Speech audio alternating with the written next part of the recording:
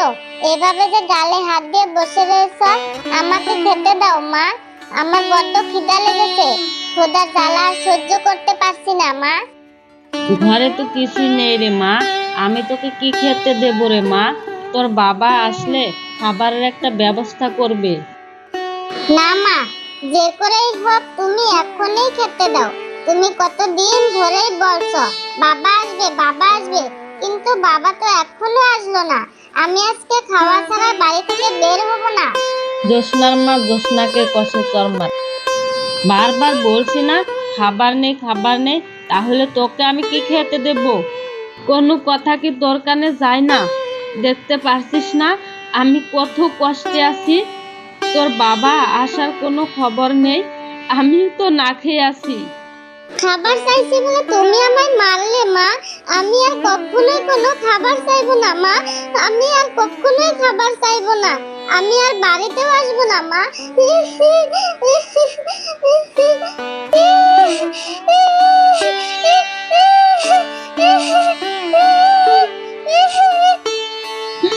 এটা আমি কি করলাম? মেয়েটার গায়ে হাত তুললাম। হে আল্লাহ, তুমি আর আমাদের কি দিন দেখাবে? এমন কষ্ট করার চাইতে মরে যাও অনেক ভালো। না, এভাবে আর ঘরে বসে থাকা যাবে না, যে কোনো একটা কাজের ব্যবস্থা করতেই হবে। মেয়েটা যে আবার কোথায় গেল?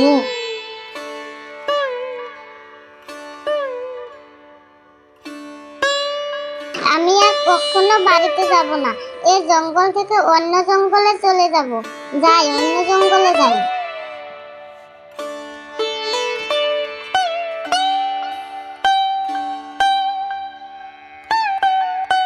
মা জ্যোৎস্না, কই যাচ্ছিস রে?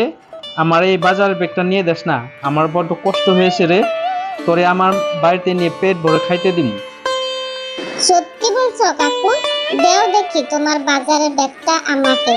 আর চলো, এটা আমি তোমার বাড়িতে পৌঁছে দিচ্ছি। চল দেখি যাই, বড্ড আরাম পাইলাম রে। তোরা তো দেখে মনে হইতেছে সকাল থেকে কিছুই খাস নাই। তা তোর বাপ কই রে? তোর বাপকে তো দেখছি না। গরিব মানুষের এক জ্বালা, আহ কি করন যাইব। চল, আমি তোকে খাইতে দিব। তো বাবার কথা কিছুই বলে না, শুধু বলে সে আসবে, কিন্তু আমি তো এখনো বাবার দেখা পেলাম না। মায়ের কাছে তো খাবারের কথা বলতেও পারছি না। আজ খিদে পেয়েছে বলছি বলে মা আমাকে মেরেছে কাকু। এই তো তোমাদের বাড়িতে চলে এসেছি কাকু। তবে মা আমাকে শিখিয়েছে কারো উপকার করে কোনো কিছু না নিতে। তুই তো দেখছি অনেক বড় হয়ে গেছিস রে মা। আমি তো তোর কাকা হই, আমি তো তোরে খুশি হয়ে খাইতে দিতেছি। তাহলে ঠিক আছে কাকু। মা জ্যোৎস্না, ভালো আছিস? তোকে অনেক দিন পর দেখলাম। ওকে কিছু খাইতে দেবো গো বউ, ও সকাল থেকে কিছুই খায় নাই। তাড়াতাড়ি কিছু খাওয়ার ব্যবস্থা করো ওর লাইগা। না কাকিমা, আমি এখানে কিছু খাবো না।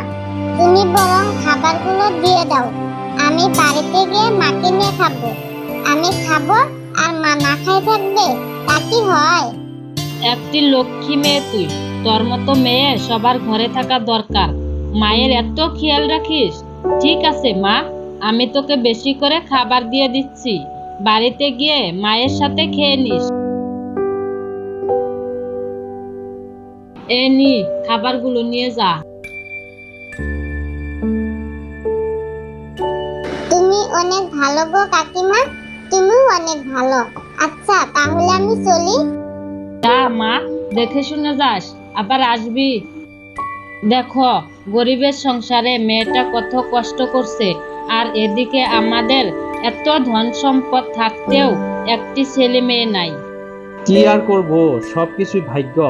গরিবের সংসারে মেয়েটা জন্ম নিয়েছে, তবে মেয়েটা অনেক ভালো। চলো বউ, আমাকেও কিছু খাইতে দাও, অনেক খিদা পেয়েছে। চলো, খাইতে দিচ্ছি। তবে তুমি তো ওর মাকে একটা কাজের ব্যবস্থা করে দিতে পারো, তাহলে তো মেয়েটাকে নিয়ে দুবেলা দুমুঠো খেয়ে ওরা বাঁচতে পারে। এটা তো তুমি ঠিক কথা কইছো বউ। দেখি আমি জ্যোৎস্নার মায়ের জন্য কোনো কাজের ব্যবস্থা করতে পারি কিনা। জ্যোৎস্না রাস্তা দিয়ে যাওয়ার সময় বুড়ি ডেকে বলে, দাঁড়া মা, দাঁড়া, তোর হাতে ওগুলো কি? আমি তো 2 দিন ধরে কিছুই খাইনি।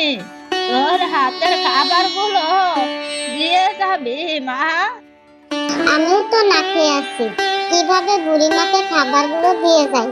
না, তাও না করা যাবে না। বৃদ্ধ মানুষ কিছু না খেতে পেলে তো মারা যাবে। ঠিক আছে বুড়িমা, তুমি এই নাও, খাবার খেয়ে নাও।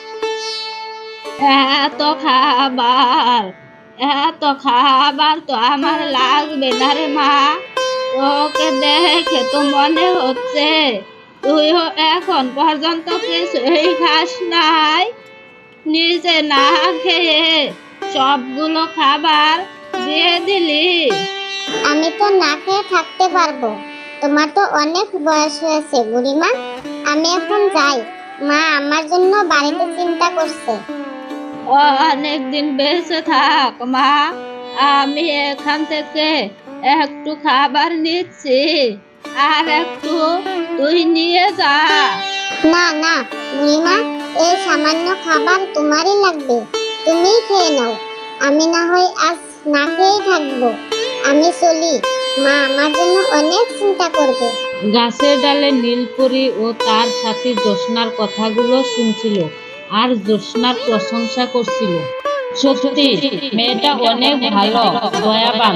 এদের মতো বাচ্চাদের দ্বারাই পৃথিবীর মঙ্গল হবে, দুনিয়াটা মায়া মমতায় ভরে যাবে।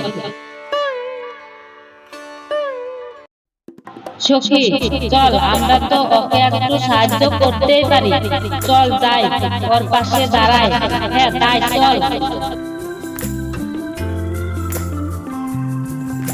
কে তোমরা? এভাবে আমার পথ আটকে দাঁড়ালে? কে গো তোমরা? আমরা পড়ি গো, পড়ি।